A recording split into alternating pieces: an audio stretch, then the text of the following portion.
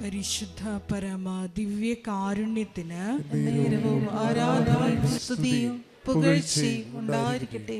പരിശുദ്ധ പരമ ദിവ്യ കാരുണ്യത്തിന് നേരവും ആരാധനയും സ്തുതിയും പുകഴ്ചയും ഉണ്ടായിരിക്കട്ടെ. പരിശുദ്ധ പരമ ദിവ്യ കാരുണ്യത്തിന് നേരവും ആരാധനയും സ്തുതിയും പുകഴ്ചയും ഉണ്ടായിരിക്കട്ടെ. നമുക്കെല്ലാവർക്കും കൃപാസനം പ്രത്യക്ഷീകരണ മധ്യസ്ഥ പ്രാർത്ഥന ഏറ്റുചൊല്ലി പ്രാർത്ഥിക്കാം.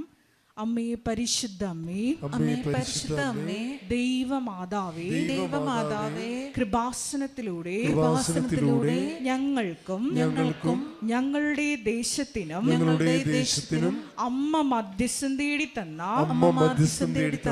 എല്ലാ അനുഗ്രഹങ്ങൾക്കും കൃപകൾക്കും ഞങ്ങളിപ്പോൾ ഹൃദയം നിറഞ്ഞ നന്ദി പറയുന്നു. സ്തുതിച്ചു പ്രാർത്ഥിക്കാം. Hallelujah, hallelujah.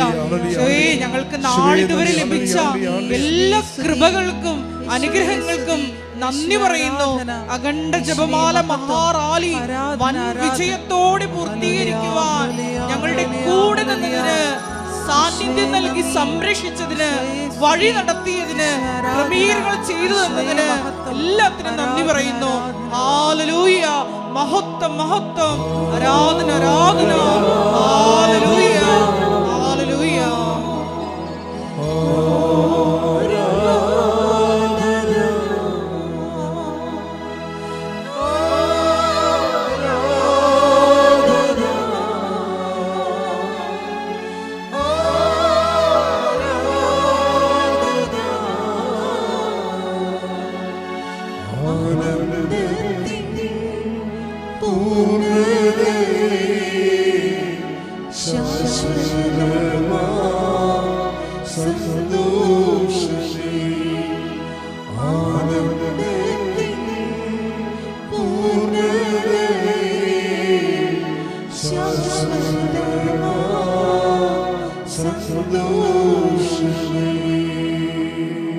പരിശുദ്ധ പരമ ദിവ്യ കാരുണ്യത്തിന് നേരവും ആരാധനയും സ്തുതിയും പുകഴ്ചയും ഉണ്ടായിരിക്കട്ടെ. പരിശുദ്ധ പരമ ദിവ്യ കാരുണ്യത്തിന് നേരവും ആരാധനയും സ്തുതിയും പുകഴ്ചയും ഉണ്ടായിരിക്കട്ടെ.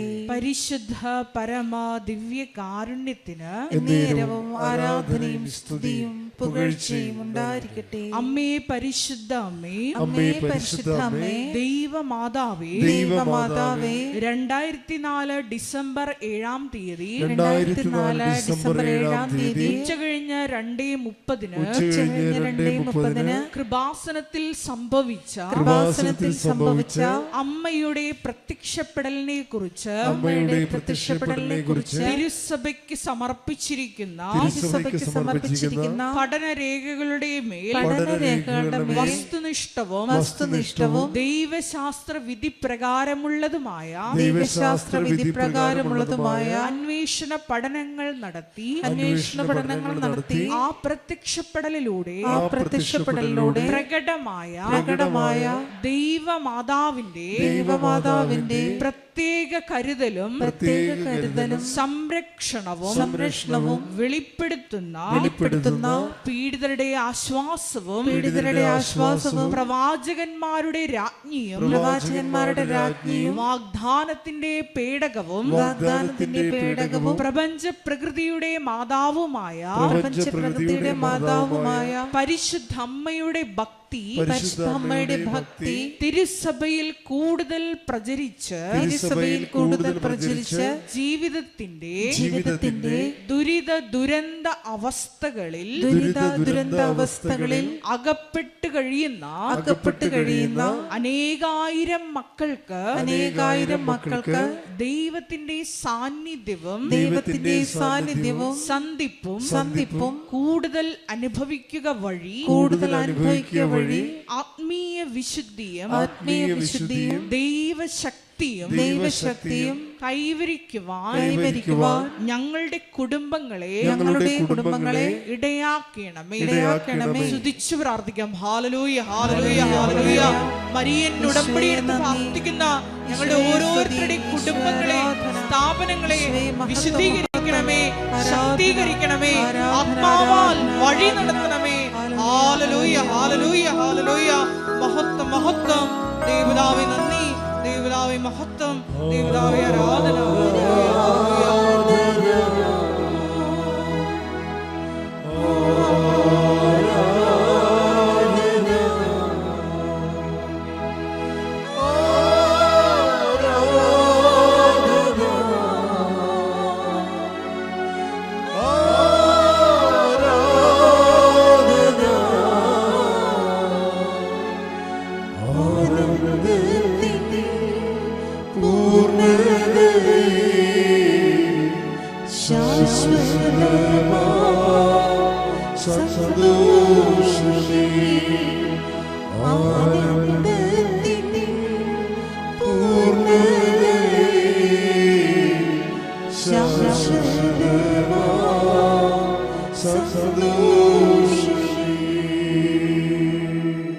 പരിശുദ്ധ പരമ ദിവ്യ കാരുണ്യത്തിന് നേരവും ആരാധനയും സ്തുതിയും പുകഴ്ചയും ഉണ്ടായിരിക്കട്ടെ. പരിശുദ്ധ പരമ ദിവ്യ കാരുണ്യത്തിന് നേരവും ആരാധനയും സ്തുതിയും പുകഴ്ചയും ഉണ്ടായിരിക്കട്ടെ. പരിശുദ്ധ പരമ ദിവ്യ കാരുണ്യത്തിന് നേരവും ആരാധനയും സ്തുതിയും പുകഴ്ചയും ഉണ്ടായിരിക്കട്ടെ. അമ്മേ പരിശുദ്ധ അമ്മേ, അമ്മേ പരിശുദ്ധ അമ്മേ, ഭൂസ്വർലോകങ്ങളുടെ രാജ്ഞിയായ അങ്ങേയ്ക്ക് ഭൗമ സംരക്ഷണത്തിനായി പ്രപഞ്ച പ്രകൃതിയെ തന്നെ തിരുസഭ പ്രതിഷ്ഠിക്കുവാൻ ഈ പ്രത്യക്ഷീകരണം വഴി ഇടയാക്കണമേ. പരിശുദ്ധ അമ്മേ, ജപമാല മാതാവേ, സകല കൃപാസനം പ്രാർത്ഥനകളോടും ചേർത്ത് ഞങ്ങൾ ഇപ്പോൾ പ്രാർത്ഥിക്കുന്ന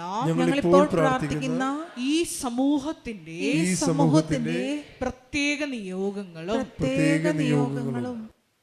മൗനമായിട്ട് നമ്മുടെ വ്യക്തിപരമായ പ്രാർത്ഥനാ വിഷയങ്ങൾ കൃപാസനത്തിൽ ഇന്നലെ നടന്ന അഖണ്ഡ ജപമാല മഹാറാലിയോട് ചേർത്ത് പരിശുദ്ധ അമ്മയുടെ പ്രത്യേക മധ്യസ്ഥം തേടി ദിവ്യകാരുണ്യ സന്നിധിയിൽ സമർപ്പിച്ച് ഒരു നിമിഷം നമുക്ക് മൗനമായിട്ട് പ്രാർത്ഥിക്കാം.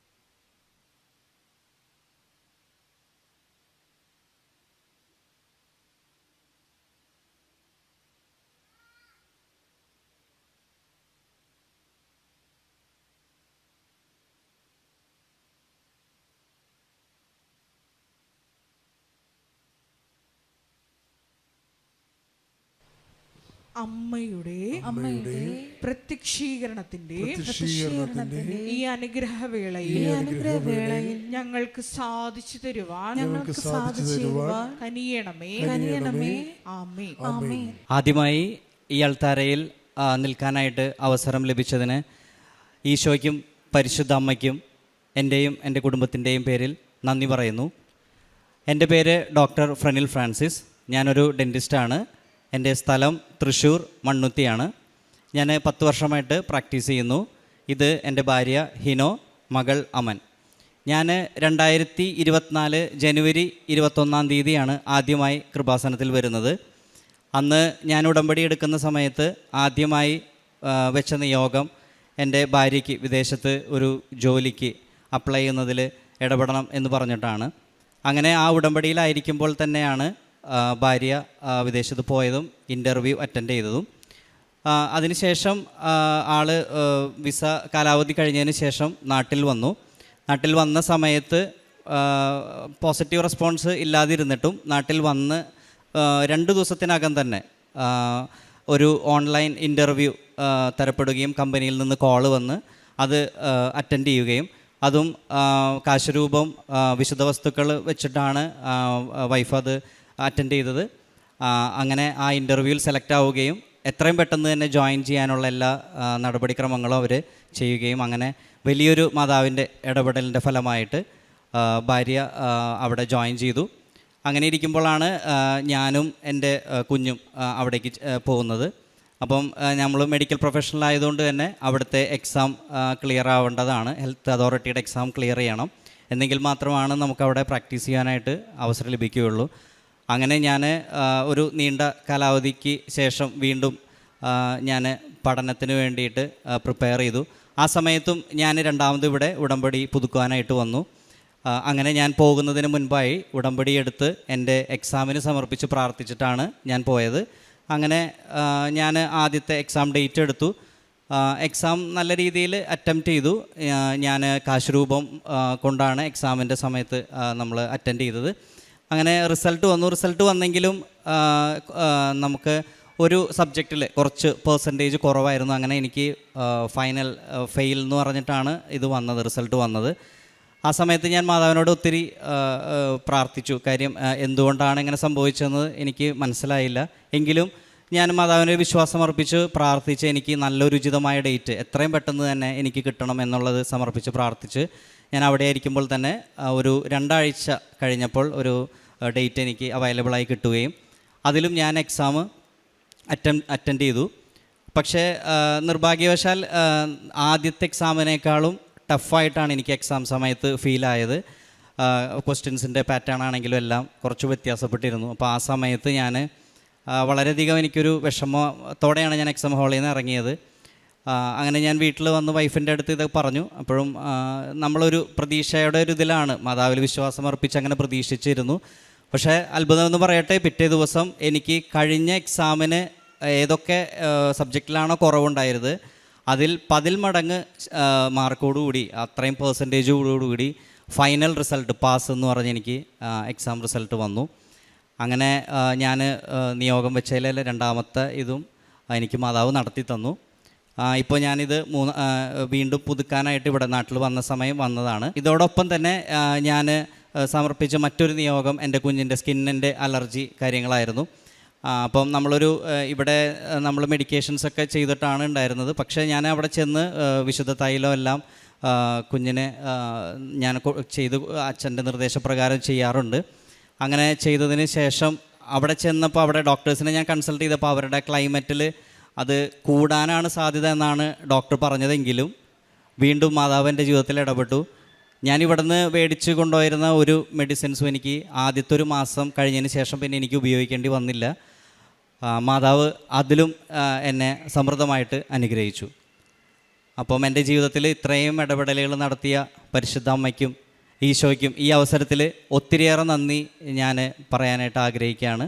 പിന്നെ ഇതോടൊപ്പം ഞാൻ ഉടമ്പടിയിലായിരിക്കുമ്പോൾ തന്നെ കാരുണ്യ പ്രവർത്തികൾ എന്നെക്കൊണ്ട് പറ്റാവുന്ന രീതിയിലുള്ള ചെറിയ ചെറിയ കാരുണ്യ പ്രവർത്തികൾ ചെയ്യാറുണ്ട്. പക്ഷേ ഞാനെന്ന് അത് ചെയ്യുന്ന സമയത്ത് എൻ്റെ ജീവിതത്തിലെ ഒരുപാട് തടസ്സങ്ങൾ, ചെറിയ ചെറിയ തടസ്സങ്ങളാണെങ്കിലും അത് സമർപ്പിച്ച് പ്രാർത്ഥിക്കുമ്പോൾ അതിൽ ഒരുപാട് മാറ്റങ്ങൾ വരുന്നതായിട്ട് ഞാൻ കാണാറുണ്ട്. അതുപോലെ തന്നെ എൻ്റെ പേഴ്സണൽ ലൈഫിലുള്ള പ്രയറിന് ഞാൻ കൊടുത്തിരുന്ന ഒരു പേഴ്സണൽ പ്രയറിന് കൊടുത്തിരുന്ന ഒരു ഇമ്പോർട്ടൻസ്, കുറച്ചും കൂടെ സമയം കൂടുതലെടുത്ത് പ്രാർത്ഥിക്കാനും, എന്തൊരു കാര്യത്തിന് നമ്മൾ ഇറങ്ങുമ്പോഴും അത് നമ്മുടെ പ്രൊഫഷണലി ആണെങ്കിലും അല്ലാതെയുള്ള കാര്യങ്ങളാണെങ്കിലും ഞാൻ എന്നും സമർപ്പിച്ച് പ്രാർത്ഥിച്ചിട്ടാണ് ഓരോ ദിവസം തുടങ്ങുന്നത്. ഞാൻ ക്ലിനിക്കിലാണെങ്കിലും വരുന്ന പേഷ്യൻസിന് നമ്മൾ കൃപാസന മാതാവിനെ കുറിച്ചും അതുപോലെ ഞാൻ പത്രങ്ങളാണെങ്കിലും അങ്ങനെയുള്ള കാര്യങ്ങളെല്ലാം കൊടുക്കാറുണ്ട്.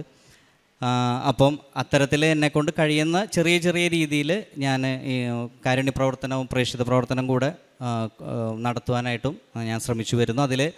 അതുകൊണ്ട് തന്നെ ഒരുപാട് മാറ്റങ്ങൾ എനിക്ക് അതിനുശേഷം ജീവിതത്തിൽ എനിക്ക് അനുഭവിച്ചറിഞ്ഞിട്ടുണ്ട്. അമ്മ മാതാവിനും ഈശോയ്ക്കും നന്ദി പറഞ്ഞുകൊണ്ട് ഞാൻ നിർത്തുന്നു. ദേവമാതാവിനും നന്ദി പറയുന്നു. എൻ്റെ പേര് എമി, ഞാൻ വരുന്നത് പള്ളുരുത്തിയിൽ നിന്നാണ്. ഞാനിവിടെ ഉടമ്പടി എടുത്തത് 2024 ജൂൺ മാസത്തിലാണ്.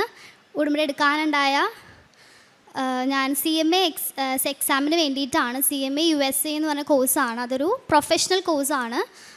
ഭയങ്കര ടഫായിട്ട് ഞാൻ ഉടമ്പടി എടുക്കാനുള്ള റീസൺ, ഞാൻ ക്ലാസ്സിൽ തന്നെ അക്കാഡമിക്സിൽ തന്നെ ഭയങ്കര ബുദ്ധിമുട്ടായിരുന്നു പഠിക്കാനായിട്ട്. ഞാൻ ചെയ്യുന്ന ഒന്നും ശരിയാവുന്നുണ്ടായിരുന്നില്ല. അങ്ങനെ ഞാൻ ജൂൺ 21 എക്സാം ഡേറ്റ് എടുത്തു. അപ്പോൾ എല്ലാവരും എക്സാം എഴുതുമ്പോൾ ഞങ്ങൾക്ക് എങ്ങനെ എക്സാം എന്ന് പറയുന്നത്, വർഷത്തിൽ 3 വിൻഡോസ് ആണുള്ളത്. 3 വിൻഡോസിൽ നമുക്ക് ഡേറ്റ് എടുക്കാം. അപ്പോൾ ഓരോ എക്സാമും എഴുതുമ്പോൾ ഓരോ ആൾക്കാരും പറഞ്ഞു കിട്ടിയില്ല. ഈവൻ യൂണിവേഴ്സിറ്റി ടോപ്പേഴ്സിന് വരെ കിട്ടാതെ ആയി. അപ്പോൾ എനിക്ക് ഭയങ്കര വിഷമമായി. എന്ത് ചെയ്യും, ഞാൻ സാധാരണ ഒരു ആവറേജ് സ്റ്റുഡൻ്റ് ആയിട്ട് എനിക്ക് എങ്ങനെ കിട്ടും എന്നുള്ളൊരു വിഷമത്തിലായിരുന്നു. പിന്നെ ഒന്നും ആലോചിച്ചില്ല, കൃപാസനത്തിൽ വന്ന് ഉടമ്പടി എടുത്ത് ഞാൻ എക്സാമിന് പോയി. കാശുരൂപവും ഉടമ്പടി തൈലവും ഉപയോഗിച്ച് പ്രാർത്ഥിച്ചു. അങ്ങനെ എക്സാമിന് ഭയങ്കര ഡിഫിക്കൽട്ട് ക്വസ്റ്റ്യൻ ആയിരുന്നു. പക്ഷെ ഞാൻ അത് ക്ലിയറായി. ഫസ്റ്റ് പാർട്ട് ക്ലിയറായി. ഇനി ഒരു പാർട്ടും കൂടി എനിക്കുണ്ടായിരുന്നു. അങ്ങനെ രണ്ടാമത്തെ എക്സാമിന് ഡേറ്റ് എടുത്തു. അപ്പോൾ ഓവർ കോൺഫിഡൻസ് ആകാം, പിന്നെ ഉടമ്പടി നിബന്ധനകളൊന്നും ഞാൻ പാലിച്ചില്ല. അങ്ങനെ റിസൾട്ട് വന്നപ്പോൾ, രണ്ടാമത്തെ എക്സാം എഴുതി റിസൾട്ട് വന്നപ്പോൾ എനിക്ക് കിട്ടിയില്ല. essay വിൻഡോ ഒക്കെ ഓപ്പൺ ആയി. ഞങ്ങൾക്ക് essay വിൻഡോ ഓപ്പൺ ആയാലേ പാസ്സാവാൻ പറ്റുള്ളൂ. അപ്പോൾ essay വിൻഡോ ഒക്കെ ഓപ്പൺ ആയി. പക്ഷേ റിസൾട്ട് വന്നപ്പോൾ എനിക്കത് കിട്ടിയില്ല. ഭയങ്കര വിഷമമായി. കാരണം 3-4 മാസം എടുത്താണ് നമ്മൾ പഠിച്ച് എക്സാമിന് പോകുന്നത്. ഞാൻ എൻ്റെ മെറിറ്റിലാണ് അവിടെ വിശ്വസിച്ചത്. പക്ഷേ എനിക്കത് കിട്ടിയില്ല. പിന്നെ ഞാൻ ഒന്നും ആലോചിച്ചില്ല, ഇവിടെ വന്ന് ഉടമ്പടി പുതുക്കി അടുത്ത എക്സാമിനുള്ള ഡേറ്റ് എടുത്ത് ഞാൻ കൂടുതലായിട്ടും കാരുണ്യ പ്രവർത്തികളാണ് ചെയ്തത്. കൂടുതലായിട്ടും പ്രേക്ഷിത പ്രവർത്തനവും കാരുണ്യ പ്രവർത്തികളാണ് ചെയ്തത്. 3 മാസം ഉണ്ടായിരുന്നു എക്സാമിന്. പക്ഷെ കൂടുതലായിട്ടും ഉടമ്പടി ധ്യാനവും സാക്ഷ്യങ്ങളാണ് കൂടുതൽ കേട്ടത്. പഠിത്തം അത്ര ഞാൻ എൻ്റെ മെറിറ്റിൽ ഞാൻ വിശ്വസിച്ചില്ല. കാരണം എനിക്കത് കിട്ടില്ല എന്ന് ഉറപ്പാണ്. ഞാൻ എൻ്റെ ഇതിൽ പോവുകയാണെങ്കിൽ എനിക്ക് ഒരിക്കലും അത് കിട്ടത്തില്ല. ഞാൻ മാതാവിലാണ് പൂർണ്ണമായിട്ടും വിശ്വസിച്ചത്. അങ്ങനെ ഞാൻ എക്സാമിന് അവസാന മാസം വരെ ഞാൻ കൂടുതലായിട്ടും സാക്ഷ്യങ്ങളാണ് കേട്ടത്. 1-2 മണിക്കൂർ മാത്രമാണ് ബുക്ക് നോക്കിയത്. അങ്ങനെ ഞാൻ എക്സാമിന് പോകുന്നതിന് മുമ്പ് എനിക്ക് ട്രിവാൻഡ്രത്താണ് എനിക്ക് കിട്ടിയ എക്സാം സെൻറ്റർ. ഞാനിവിടെ പള്ളിയിൽ വന്ന് ഒരു 4:30 ഇപ്പോൾ വെളുപ്പിന് പോയി. അപ്പോൾ ഇവിടെ പള്ളിയിൽ വന്ന് ഞാൻ മാതാവിനോട് പറഞ്ഞിട്ടാണ് ഞാൻ പോയത്. ഞാൻ എക്സാമിന് പോവുകയാണ്. ഈ 3 എക്സാമിനും എൻ്റെ പപ്പേനും മമ്മീനിട്ടാണ് ഞാൻ കൂടുതൽ പോയത്. അപ്പോൾ അവരായിട്ട് പോകുമ്പോൾ തോറ്റെന്ന് പറയുമ്പോൾ അവർക്കും വിഷമാവും. അതുള്ളൂ ആലോചിച്ചുകൊണ്ട് ഞാൻ പുറത്തുനിന്ന് അമ്മേനോട് പറഞ്ഞു, അവരെ വിഷമിപ്പിക്കരുത്, എനിക്കത് തരണമെന്ന് പറഞ്ഞു. എല്ലാവരും കഴിഞ്ഞ പ്രാവശ്യം റിസൾട്ട് വന്നപ്പോൾ എല്ലാവരും ചോദിച്ചു കിട്ടിയില്ലേ പാസ്സായില്ലേ എന്നുള്ള ക്വസ്റ്റ്യൻ മാത്രമേ എനിക്കുണ്ടായുള്ളൂ. അപ്പം ഞാൻ വീട്ടിന് പുറത്ത് ഇറങ്ങില്ലായിരുന്നു, വീട്ടിൽ തന്നെ ഇരിക്കും, പുറത്തൊക്കെ ഇറങ്ങില്ലായിരുന്നു. മറ്റുള്ളവരെങ്ങനെ ഫേസ് ചെയ്യും. പിന്നെ ഞാൻ എല്ലാവരോടും പറഞ്ഞു ഞാൻ തോറ്റു. പിന്നെ ആൾക്കാരൊന്നും പറയാനില്ല, എല്ലാവരോടും ഞാൻ പറഞ്ഞു തോറ്റു, കിട്ടിയില്ല എന്ന് പറഞ്ഞു. പിന്നെ അങ്ങനെ ഞാൻ എക്സാമിന് പോയപ്പോൾ പുറത്തുനിന്ന് അമ്മേനോട് പറഞ്ഞു ഞാൻ വരും, എനിക്ക് സാക്ഷ്യം പറയാനുള്ള അനുഗ്രഹം ഉണ്ടാവണം, എന്നെ പാസ്സാക്കി തരണം എന്ന് പറഞ്ഞാണ് ഞാൻ എക്സാമിന് പോയത്. എക്സാം സെൻറ്ററിൽ ചെന്നു. 1 മണിക്കൂറോളം പുറത്തിരിക്കണം, എന്നിട്ടാണ് നമ്മൾ വിളിക്കുകയുള്ളൂ. നമുക്ക് ടൈം ആകുമ്പോൾ നമ്മൾ വിളിക്കും. അങ്ങനെ പുറത്തിരുന്ന് ഞാൻ പ്രത്യക്ഷണ പ്രാർത്ഥന മാത്രമേ ചൊല്ലിയുള്ളൂ. വേറെ എല്ലാവരും ബുക്ക് നോക്കി പഠിക്കുകയായിരുന്നു. ഞാൻ ഒന്നും ചെയ്തില്ല. പ്രാർത്ഥന ഇങ്ങനെ ചൊല്ലിക്കൊണ്ടേയിരുന്നു. കയറിയപ്പോഴും എനിക്ക് അറിയില്ലാത്ത ക്വസ്റ്റ്യൻസ്, ഇത് ഫുള്ളും കണക്കാണ്, അറിയില്ലാത്ത ക്വസ്റ്റ്യൻസ്, കണ്ടിട്ട് പോലും ഇല്ലാത്ത ക്വസ്റ്റ്യൻസ് ആണ് നമുക്ക് വരുന്നത്. അങ്ങനെ ഇത് വന്നപ്പോഴും ഞാൻ ഒന്നും ചെയ്തില്ല, പ്രത്യക്ഷണ പ്രാർത്ഥന ചൊല്ലിക്കൊണ്ടിരുന്നു. മനസ്സിലാവണില്ല, ക്വസ്റ്റ്യൻ വായിച്ചിട്ട് പോലും നമുക്ക് മനസ്സിലാവാത്ത സിറ്റുവേഷൻ വന്നപ്പോഴും ഞാൻ ഒന്നും ചെയ്തില്ല. കാശുരൂപം മുറുകെ പിടിച്ച് ഞാൻ പ്രത്യക്ഷണ പ്രാർത്ഥിച്ചില്ല. ഞാൻ കയറിയപ്പോൾ തന്നെ സിസ്റ്റത്തിൽ ഉടമ്പടി തൈലം പുരട്ടിയിട്ടുണ്ടായിരുന്നു. അങ്ങനെ എനിക്ക് SAവിൻ്റെ ഓപ്പണായി. ലാസ്റ്റ് ഇറങ്ങുന്നതിന് മുമ്പ്, ഞാൻ സബ്മിറ്റ് ചെയ്യുന്നതിന് മുമ്പ് ഉടമ്പടി ഉപ്പ് വിതറിയിട്ടാണ് ഞാൻ അവിടെ നിന്ന് ഇറങ്ങിയത്. അങ്ങനെ കഴിഞ്ഞ ദിവസം എനിക്ക് റിസൾട്ട് വന്നു. ഞാൻ ആ ഒരു പാർട്ടും ക്വാളിഫൈഡ് ആയി. എനിക്ക് CMA കോഴ്സ് കിട്ടി. രണ്ടാമതായിട്ട് എനിക്ക് PCOD റിലേറ്റഡ് ആയിട്ട് ഇഷ്യൂസ് ഉണ്ടായിരുന്നു. അങ്ങനെ ഞാൻ ഉടമ്പടി തൈലം ഉപയോഗിച്ച് പ്രാർത്ഥിച്ചത് അതെനിക്ക് റെഗുലറായി. കൂടുതലായിട്ട് എനിക്ക് പറയാനുള്ളത്, ആത്മീയമായിട്ട് വളരെ വ്യത്യസ്തം. നേരത്തെയൊക്കെ പള്ളിയിൽ നമുക്ക് ആവശ്യം കാണാൻ മാത്രമായിട്ടാണ് പള്ളിയിൽ പോയത്. എക്സാമിൻ്റെ സമയത്ത് മാത്രമാണ് പള്ളിയിൽ പോയിട്ടിരുന്നത്. പക്ഷെ ഇപ്പോൾ പള്ളിയിൽ പോകാണ്ട് ഇരിക്കാൻ പറ്റില്ല, നമുക്ക് ഭയങ്കര ബുദ്ധിമുട്ടാണ്. പള്ളിയിൽ പോകാതിരിക്കാൻ പറ്റില്ല. പിന്നെ രണ്ടാമതായിട്ടെങ്കിൽ മറ്റുള്ളവർക്ക് വേണ്ടി പ്രാർത്ഥിക്കാനായിട്ടുള്ള കൃപ കിട്ടി. മറ്റുള്ളവർക്ക് വേണ്ടി ഞാൻ ഈ ദിവസങ്ങളിലായിട്ട് എനിക്ക് വേണ്ടിയിട്ടല്ല ഞാൻ പ്രാർത്ഥിച്ചത്, മറ്റുള്ളവർക്ക് വേണ്ടി പ്രാർത്ഥിക്കാനാണ് ഞാൻ കൂടുതൽ ശ്രമിച്ചിട്ടുള്ളത്. കാരുണ്യപ്രവർത്തികളായിട്ട് സാമ്പത്തികമായിട്ട് സഹായിക്കാൻ പറ്റുമെങ്കിൽ സഹായിക്കും. എനിക്ക് പറ്റുന്ന രീതിയിൽ ഞാൻ സഹായിക്കാറുണ്ട്. പിന്നെ റോഡ് സൈഡിലുള്ള ആൾക്കാർക്ക് ഞാൻ ഫുഡ് വാങ്ങിച്ചു, ഒരു നേരത്തെ ഫുഡ് വാങ്ങിച്ച് ഞാൻ കൊടുത്തിട്ടുണ്ട്. പിന്നെ പ്രേക്ഷിത പ്രവർത്തനമായിട്ട് ഇവിടെ നിന്ന് പത്രങ്ങൾ ഞാൻ എല്ലാ റോഡ് സൈഡിൽ കൊടുത്തിട്ടുണ്ട്, ഓരോ പള്ളികളിലും കൊടുത്തിട്ടുണ്ട്. ഇവിടുത്തെ ധ്യാനങ്ങൾ, ഉടമ്പടി ധ്യാനം, സാക്ഷ്യങ്ങൾ ഞാൻ എല്ലാ ദിവസവും ഡെയിലി ബ്രെഡ് സ്റ്റാറ്റസ് ഇട്ടിട്ടുണ്ട്, എല്ലാവർക്കും ഷെയർ ചെയ്തിട്ടുണ്ട്. എൻ്റെ ഫ്രണ്ട്സ് ഇപ്പോഴും എല്ലാവരും ബുദ്ധിമുട്ടിക്കൊണ്ടിരിക്കുകയാണ് എക്സാമിന് വേണ്ടിയിട്ട്. അവരോടൊക്കെ ഞാൻ പറയുന്നത്, കൃപാസനത്തിൽ ചെല്ല്, അമ്മ രക്ഷിക്കുന്നത് മാത്രമേ എനിക്ക് അവരോട് പറയാനുള്ളൂ. എല്ലാവർക്കും വേണ്ടി പ്രാർത്ഥിക്കണം. അപ്പോൾ ഇവിടെ എന്നെ നിർത്തിയ അമ്മയ്ക്കും ഈശോനും എല്ലാവർക്കും നന്ദി പറയുന്നു. ആദ്യമായി തന്നെ എന്നെ ഈ ആൾത്താരയിൽ എത്തിച്ച അമ്മയ്ക്കും തിരുക്കുമാരനും കോടാനുകോടി നന്ദി. എൻ്റെ പേര് പുഷ്പ, ഞാൻ ഇടുക്കിയിൽ നിന്ന് വരുന്നു. ഞാൻ 2023 ജനുവരിയിലാണ് ആദ്യമായി ഉടമ്പടി എടുത്തത്. ഉടമ്പടി എടുക്കാൻ കാരണം ഞങ്ങൾക്ക് കുറച്ച് സാമ്പത്തിക ബുദ്ധിമുട്ടുകളുണ്ടായിരുന്നു. അത് 2 പ്രോപ്പർട്ടി ഉണ്ടായിരുന്നു. അത് വിറ്റ ബുദ്ധിമുട്ടുകൾ തീർക്കാൻ വേണ്ടി ഞങ്ങൾ 7 വർഷമായിട്ട് പരിശ്രമിച്ചുകൊണ്ട് ഇരിക്കുമായിരുന്നു. പക്ഷേ ഒന്നും നടക്കുന്നില്ലായിരുന്നു. 2 പ്രാവശ്യം ഞങ്ങൾക്ക് അഡ്വാൻസ് കിട്ടി, അത് തിരിച്ചു കൊടുക്കേണ്ടതായിട്ട് വന്നു. അപ്പോഴൊക്കെ മനം തകർന്ന് അമ്മയുടെ അടുത്ത് പ്രാർത്ഥിച്ചു. അമ്മേ, ഞങ്ങളൊന്നുമല്ല അമ്മേ, ഞങ്ങൾ സീറോയാണ്, സീറോയിലും താഴെ എന്തെങ്കിലും ഉണ്ടെങ്കിൽ, മൈനസ് ഉണ്ടെങ്കിൽ അതാണ് ഞങ്ങൾ. അങ്ങനെ വിട്ടുകൊടുത്ത് അമ്മയുടെ അടുത്ത് പ്രാർത്ഥിച്ചു, ഹൃദയം തകർന്ന്. ആ സമയത്തൊക്കെ വചനം ആശ്വാസം നൽകിയിരുന്നു. കർത്താവ് നിങ്ങൾക്ക് വേണ്ടി യുദ്ധം ചെയ്തുകൊണ്ടും നിങ്ങൾ ശാന്തരായിരുന്നാൽ മതി. അങ്ങനെ ഒരു വചനം തന്ന് ആ വചനത്തിലൂടെ ഒത്തിരി ആശ്വാസം കിട്ടിയിരുന്നു. അങ്ങനെ ഒരാൾ വന്ന് ഞങ്ങളുടെ വീടിന് അഡ്വാൻസൊക്കെ തന്നു. അഡ്വാൻസ് തന്നെങ്കിലും രജിസ്ട്രേഷൻ നീണ്ടു പോകുകയായിരുന്നു. അങ്ങനെ ഞാൻ ജപമാല റാലിയിൽ വന്ന് പ്രാർത്ഥിച്ചു. ഈ പ്രാവശ്യത്തെ ജപമാല റാലിയിൽ വന്ന് പ്രാർത്ഥിച്ചു. നവംബർ 3-ാം തീയതി രജിസ്ട്രേഷൻ എല്ലാം കഴിഞ്ഞു. അങ്ങനെ ഞങ്ങളുടെ സാമ്പത്തിക ബുദ്ധിമുട്ടുകളിൽ ഞങ്ങൾക്ക് ഒരുപാട് ആശ്വാസം കിട്ടി. അതിനുശേഷം 2ാമത്തെ പ്രോപ്പർട്ടി വിൽക്കാൻ വേണ്ടി അത് നടക്കുന്നില്ലായിരുന്നു. ഞാൻ ഈ രജിസ്ട്രേഷന് ശേഷം ഞാൻ അവിടെ ആ പ്രോപ്പർട്ടിയിലും കൊണ്ടുപോയി ഉപ്പിട്ട് പ്രാർത്ഥിച്ചു. അതിനുശേഷം അതും വിറ്റ് കിട്ടി. അങ്ങനെ ഞങ്ങളുടെ ബുദ്ധിമുട്ടുകളെല്ലാം മാറിക്കിട്ടി. പിന്നീട് 2ാമത്തെ സാക്ഷ്യം എന്ന് പറയുന്നത് എൻ്റെ മോളുടെ സാക്ഷ്യമാണ്. അവൾ നേഴ്സിംഗ് കഴിഞ്ഞ് OET പഠിച്ച് പാസ്സായി, ഒരു തടസ്സങ്ങളും കൂടാതെ UK പോകാനും നല്ല ജോലി ലഭിക്കുവാനും സാധിച്ചു. അത് അവൾ പറയും. കൃപാസന പ്രസാദവര മാതാവിൻ്റെ പ്രത്യേക മാധ്യസ്ഥം വഴി ഒരു തടസ്സങ്ങളും കൂടാതെ ഞാൻ നഴ്സിംഗ് പഠിച്ചു കഴിഞ്ഞപ്പോൾ തൊട്ട് ഇൻ്റർവ്യൂസ് ഒന്നും ഇല്ലായിരുന്നെങ്കിൽ പോലും എല്ലാ പാത്തും ക്ലിയർ ആക്കി തന്നു. OET പഠിക്കാനും അതുപോലെ തന്നെ ഫസ്റ്റ് അറ്റംപ്റ്റിൽ തന്നെ പാസ്സാവാനും എല്ലാത്തിനുമുള്ള അനുഗ്രഹം അമ്മയുടെ മാധ്യസ്ഥം വഴി ലഭിച്ചു. എക്സാം പാടായിരുന്നെങ്കിൽ പോലും ഉടമ്പടി തൈലം നെറ്റിയിൽ പൂശി പ്രാർത്ഥിച്ചതിന് ശേഷമായിരുന്നു എക്സാമിന് പോയിരുന്നത്. അത് കാരണം എക്സാം എല്ലാം ഫസ്റ്റ് അറ്റംപ്റ്റിൽ തന്നെ പാസ്സാവാനും NMC പിൻ കൈ കിട്ടുന്നത് വരെ എല്ലാ കാര്യങ്ങളും ഒരു തടസ്സം കൂടാതെ എല്ലാം തന്ന് അനുഗ്രഹിച്ച മാതാവിന് പ്രത്യേകം നന്ദി പറയുന്നു. ഞാൻ പ്രവൃത്തികളായിട്ട് ചെയ്തിരുന്നത്. ഞാൻ പത്രം എല്ലാ മാസവും 1 മാസം പോലും മുടക്കാതെ വിതരണം ചെയ്തിരുന്നു. 1 മാസം ഞങ്ങളുടെ അയൽവാസികൾക്ക് കൊടുത്താൽ അടുത്ത മാസം ബസ് സ്റ്റാൻഡിലും ഓട്ടോ സ്റ്റാൻഡിലും എല്ലാം കൊണ്ടുപോയി കൊടുത്തിരുന്നു. ഒരു ദിവസം ഞാൻ മെഡിക്കൽ കോളേജിൽ പത്രവിതരണത്തിനായി രോഗികളുടെ അടുത്ത് ചെന്നപ്പോൾ ഒരു ചേട്ടൻ എന്നോട് ചോദിച്ചു, ചേച്ചി പൊതിച്ചോറ് കൊണ്ടുവന്നില്ലെന്ന് ചോദിച്ചു. അതിനുശേഷം ഞാൻ മെഡിക്കൽ കോളേജിൽ പൊതിച്ചോറുണ്ടാക്കി വിതരണം ചെയ്യാൻ തുടങ്ങി. അതിനുശേഷം ഞങ്ങളുടെ അടുത്തൊരു അനാഥാലയം ഉണ്ടായിരുന്നു, പക്ഷേ അവിടെ ഞാൻ പോയിരുന്നില്ല. അങ്ങനെ ഇരിക്കുമ്പോൾ ഞാനൊരു സ്വപ്നം കണ്ടു, തുണി അലക്കുന്നതായിട്ട്. അതിനുശേഷം ഞാൻ അവിടെ പോയി തുണി അലക്കാനും അവിടുത്തെ എല്ലാ ജോലികളും ചെയ്തു കൊടുക്കാനും തുടങ്ങി. ടോയ്ലറ്റ് വരെ കഴുകുമായിരുന്നു. പിന്നീട് എങ്കിലും ഫുഡ് ഉണ്ടാക്കി കൊടുത്തിരുന്നില്ല അനാഥാലയത്തിൽ. പിന്നീട് ഒരു ദിവസം ഞാനൊരു സ്വപ്നം കണ്ടു, ജോസഫ് അച്ഛൻ എൻ്റെ വീട്ടിൽ വന്നു, പക്ഷേ ഞാൻ ഫുഡൊന്നും ഉണ്ടാക്കി കൊടുത്തില്ല. എൻ്റെ വീട്ടുകാരെന്നെ വഴക്ക് പറഞ്ഞു, നീ എന്നെ ഒന്നും കൊടുക്കാത്തേ. അതിനുശേഷം ഞാൻ അനാഥാലയത്തിലും കൊണ്ടുപോയി എല്ലാം ചോറും കറിയും എല്ലാം ഉണ്ടാക്കി കൊടുക്കാൻ തുടങ്ങി. അങ്ങനെയെല്ലാം ഞാൻ കാരുണ്യപ്രവർത്തികൾ ചെയ്യുമായിരുന്നു.